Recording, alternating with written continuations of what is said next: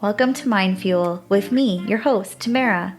Life gets busy, and oftentimes we find ourselves running on empty and putting our own needs last. Each episode of this podcast will provide you with actionable advice, compassion, and a little tough love to give your mind the fuel it needs to live a full, healthy, and balanced lifestyle. I'm so grateful you've chosen to spend some time with me today. So sit down, relax, and prepare to refuel.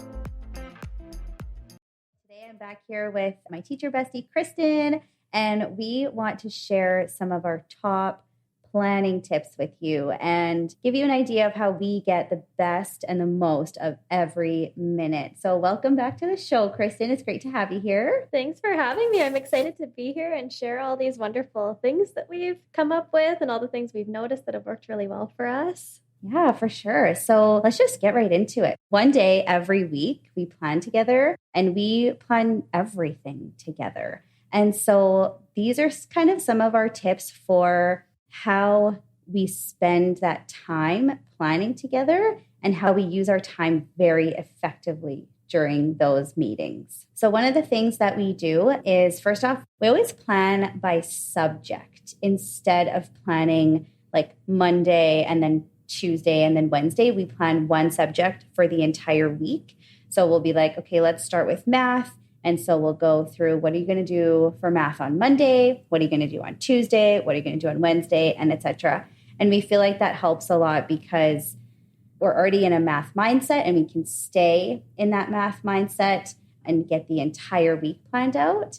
And then also, like, we know if we do this on Monday in math, then we know that we're going to have to do something that's going to scaffold the learning to do the next thing on Tuesday in math. Totally. It's like easy to keep your scope and sequence really clear on your week if you just stay in that subject until you've planned all the way Monday through Friday. And especially because we have some routines that we've kind of established within even math. We don't do the same thing every day, but typically we introduce an idea every Monday. We do some hands-on practice as a group every Tuesday. We have them do individual hands-on practice every Wednesday. And on Thursday, we introduce some sort of paper activity or actually introduce a challenge using worksheets or paper that they can try as well. So it kind of makes sense for us to plan an entire subject at a time across the entire week instead of trying to truncate like, okay, what are we doing for every single subject on Monday? What are we doing for every single subject on Tuesday? It doesn't really work that way for us. It's easier to just stick with math, plan all the way through. Stick with writing, plan all the way through. Science, same thing. Yeah, for sure. And when we do plan those subjects, we are getting everything ready that we need for that week for math. So when we plan math on Monday and Tuesday and Wednesday, as we're doing it, we are stopping and looking for the resources that we need as soon as we make a plan for one of the days, and then we find it. And like get it together and get it ready. Especially we do a lot of like hands-on math, and that requires a lot of manipulatives. I have like little dollar store bowls that I've bought, and there's enough for each partner to have one. And so often I'll like put all of my manipulatives in the bowls, count out how many I need, prep it that day so that next week all I have to do is grab the bowls and go.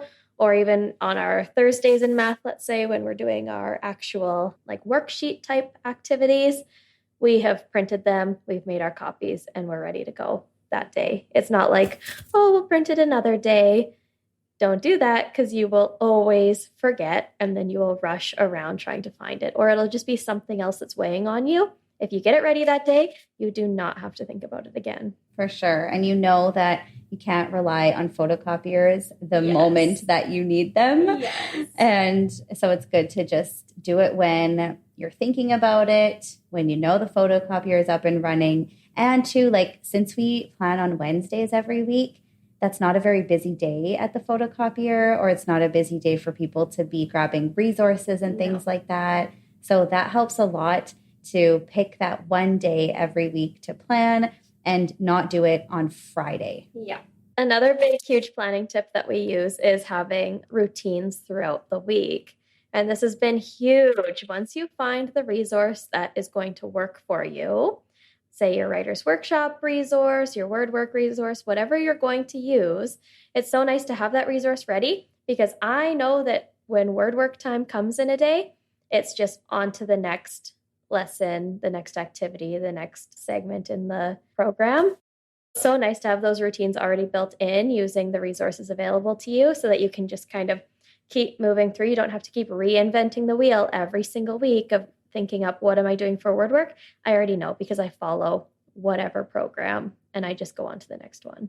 Yeah, I agree. And with the routines too, like having those specific things you do on every day of the week really helps too. Yes. And then that way you don't have to like think of a new activity. The kids know that we're going to like cut out our word work words the first day, and the second day we're going to sort them out on our desks and write them. And so once we have that word work resource there and printed out and ready, we know exactly what the kids are going to be doing on specific days of the week. And the kids know what they're going to be doing, and they thrive in that structure that they know what to expect at school that day. And this is what it's going to look like. And I know exactly what I do every single Tuesday. And there's like comfort for adults and kids in knowing what's coming. Yep, I totally agree. Another thing that is a really good tip is to be mindful of each other's time. Yes. And so when you walk into that planning meeting, it's not time to chat about all the things that are on your mind unless it has to do with planning. Yeah, totally agree. And our rule is plan first, chat later. Get our planning done, get our next week figured out, get it ready. And then if we still have time at the end to kind of hang around and chat with each other, then we can stay at the end. But we really have made it an intentional thing to not visit and chat and catch up at the beginning, because all of a sudden it's like 4:30 and you got to get home and you didn't even have time to plan because you spent your time chatting instead. Whereas if you do it the opposite, you plan first, you can make the choice to stay a little bit longer to chat after if you want to, but at least you know that when you leave on for our situation Wednesday, everything is done. You don't have to think about it. Mm-hmm. Yep. So you actually use that time to do the planning, not to be chatting and debriefing. Yeah. Another thing that both of us do actually is we have those like colorful rolly cards or those plastic drawers in our classrooms, and we have the days of the week on them. And then that way, when we get everything ready for the next week and we're photocopying things and planning out activities, as soon as we're done, we go and put them in the bins for the next week. Yes. So I have everything I need for Monday is in that Monday drawer, basically on Wednesday after we're done planning. And that helps my brain. If for some reason I need to miss school, I know that I've put everything in those day of the week drawers. Oh, it's a game changer for substitutes. When you wake up sick one morning, it's like not even a big deal because you know that everything is where you left it. You put it there on purpose. You're not waiting to photocopy your science activity the morning of. Everything's in the bin that it's supposed to be in, and you just come in the morning, open up the bin, oh, everything's there, and I can get started. I'm not scrambling to try to find something or print something or photocopy something. You know that it's already there, and you don't even have to stress about it at all. When we say we plan the next week, we literally mean like we plan every single point of every day. Yeah. Even up to the end of day next Friday. Yeah. So we know exactly what's going to happen every single day of the next week on the Wednesday before that week. And that really takes such a huge weight off of your shoulders. It does. You know it's already ready. You know everything's done. And you can just relax for the remainder of the week, enjoy your time with your class, and go into the weekend feeling like you're totally set. Yeah. I don't even have to open up my planner on the weekend. And sometimes I'll like have this little panic where I'm like, okay, did I really plan everything for next week? And is Monday really ready? And I'll look and be like, wow, like I have nothing to worry about. It's all there. It's all ready. Yeah. And it's so reassuring. Again, to say that we are like going in depth with our planning, we get everything, like every art supply we need for art that week. everything that we need for that science experiment. We grab everything out of the supply room. We make our list for the things we need to buy at the dollar store that weekend. We grab our read alouds from the library. We plan and grab everything together that day so that, again, Monday morning, I'm not scrambling trying to find the certain color of paint that I need for the art project. It's already in my room. I already grabbed it on Wednesday. Yes. And I never used to do that before I planned with you.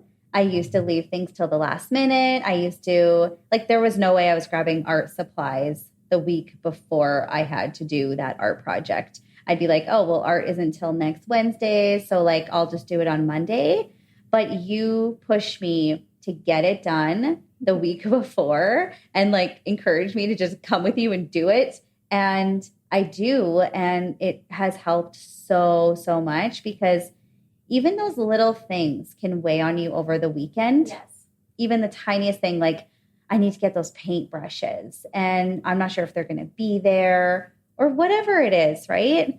When Kristyn says grab everything, we really do grab everything. Yeah. It's just such a relief. And I really thrive on kind of organization and planning. If I can't get my things beforehand and I know I have to go into work in the morning and grab something last minute, I will go to work 45 minutes early just because I'm so worried that I won't have enough time to get the things that I need, which of course it does not take 45 minutes, but I work it up in my brain so that I feel like it's going to take so long to find that item that I left to the last minute. And it really kind of sets me off in not having a successful day because I was so worried all morning about, is it going to be there? Is the photocopier going to be working today? Where is that thing going to be? And how can I find it? So grabbing everything the week before is huge for me. Yeah, me too. Another thing that we really like to do during our planning time is to help each other out in so many ways, exchanging ideas and kind of getting a specific plan for how that activity or project or experiment is going to go. We'll actually plan out specific points for this is how we're going to start this activity. And then this is how we're going to introduce it. This is how, we're going to hand out the items. Yes. This is what we're going to write on the board, down to the specific details, not just our big general ideas of the plan. Yeah. We're not just thinking about the outcome. We're thinking of how exactly is this going to go and what is our lesson plan for this activity? You're not feeling uncertain about how is this activity going to go and what's it going to look like. I've literally written down step by step, how is this going to look for those 30 minutes or that hour? Yeah. So then that takes a lot of worry off of me and off of you, because when I say and think about the fact that I'm planned for that next week, I know that it's planned in such detail that I don't need to go and look at how am I doing that math project or how am I introducing that new concept on Monday? Do I have to go in there and look at it again and plan out exactly what I'm going to do? It's already done. And so I just open up my planner and we have all the specific details for how it's going to run. And then other ways that we help each other is if our timetables don't align or if somebody needs to do an extra lesson because they have an extra period of time that they're going to need to fill the next week, then we always help each other plan that period of time and suggest ideas. Even if, for example, if I don't need to do that lesson, I'm still going to give Kristyn some ideas for how she can fill that time. Yeah. And of course, our classes are so different. It might be that my class can grasp an idea right away and they're ready to move on, whereas your class might not be ready to move on right away. And I don't just leave you hanging and be like, oh, well, you just need to move on with me. It's no, your class is not ready to move on. And I'm going to help you come up with a way to help them understand it. And you're going to do an additional lesson that I don't need to do because my class has already grasped it, let's say. But I'm going to help you do what's best for your class and plan an activity that you can do with them, even though I won't be doing it with my class. The other one is being prepared. each Wednesday, you can tell that we're planning together because we are walking down the hallway with like a bin full of stuff heading to each other's rooms. Like we have our planners, we have our like resources, we have our unit plans, we have our booklets, we have everything that we need to look at. We decide whose room we're going to meet in, and we bring all of it with us so that you don't need to be wasting time thinking, oh, well, I really want to grab my thing from my unit plan, but I left it in my class, so I'm going to go run there and come back.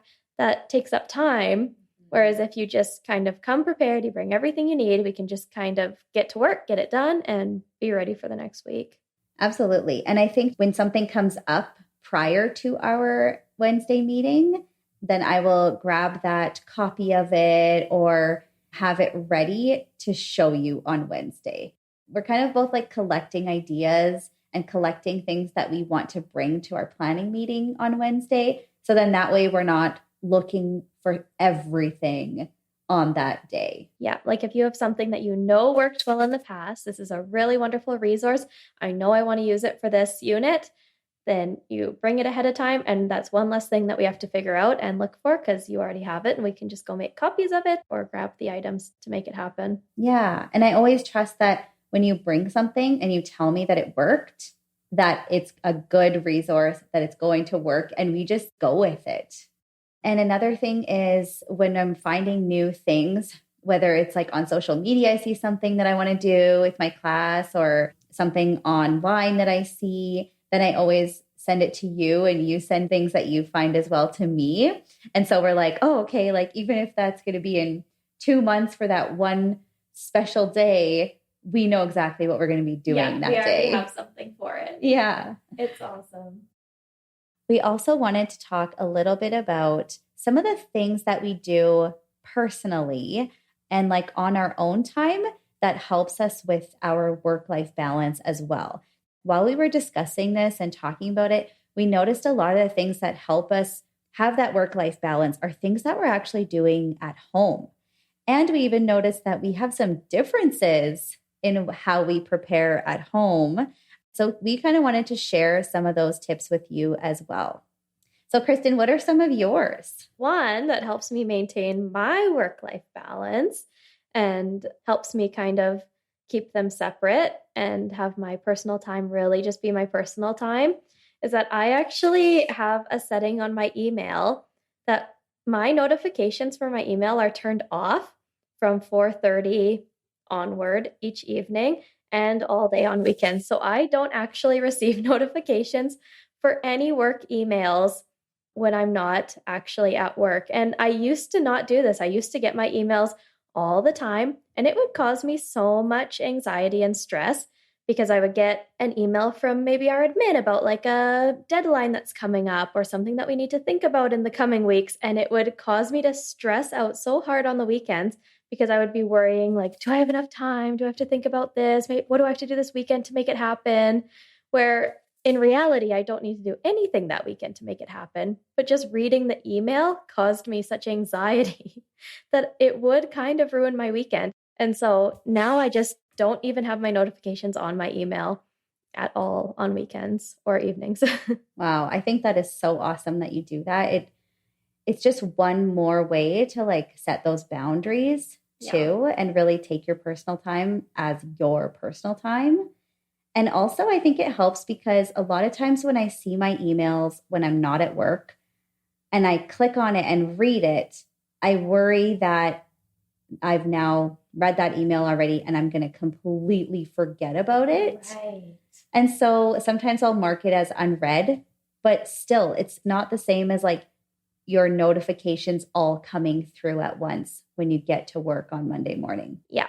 Another thing that helps me maintain my work-life balance is I always go into work early and leave earlier than lots of people because I will typically go into work at least 45 minutes before school starts, often an hour, answering emails, getting everything kind of put together, get my schedule up on the board, get everything ready for the day in the morning. And then I don't typically stay that long after work to do those things afterwards. I feel like my brain is more fresh in the morning. I'm kind of a morning person. I like doing things in the morning. So yeah, typically Monday morning, I will go in and spend like an hour kind of answering emails, getting things together, getting things organized, signing up for committees or deadlines and getting things ready like that. And I don't do those things after work. So that's another thing that kind of helps me with my work-life balance. I get home early to kind of walk my dog and have like a nice evening. And I'd rather spend my mornings at work than my evenings. Yeah, I think it's really important that you have set that time aside to do that. It's almost like how we set our planning time aside. You can rely on those mornings because that's already part of your routine. It's unlikely that you're going to sleep in and miss that morning time, since that's when your brain is scheduled to wake up and get to work by. We all have that time that we get to work by every day and that we aim for. And so you already have that routine in place. And so you don't have to worry about, I'm going to be late, my schedule cards won't be up, or I won't be able to answer that email, because you've put it in as your routine. Totally. And like the school is so quiet at that hour because typically there's only, one or two other people that early. You're the only person there. So if you did last minute forget something, you're not kind of fighting with people over who's going to get to the photocopier first or whatever, because you're kind of the only one there. Yeah, that makes sense. I make a Keurig coffee every morning before work. This is a very small thing, but it saves me a lot of time, I feel like, in the morning, because when I don't do it, I notice that I'm like more frazzled. And so one thing that I've started to do within the past, I would say like 6 months, is I've actually started to fill the water in like the thing on the Keurig that has the water in it. And then I will put the new coffee pod in. And I will also get my to-go mug ready and under the Keurig. Right. And I do that the night before. So then when I wake up in the morning, I like to get up and like work out in the morning. And then I just come into the kitchen after my workout. I click start on the Keurig. I take my lunch out of the fridge and set it on the counter. And then when I am done getting ready, I come back upstairs and all I have to do is like screw the lid on my coffee and grab my lunch and go. So I know that I'm not spending any extra time in the kitchen before leaving for work. And that works for me too, because I prefer my coffee to be lukewarm instead of hot.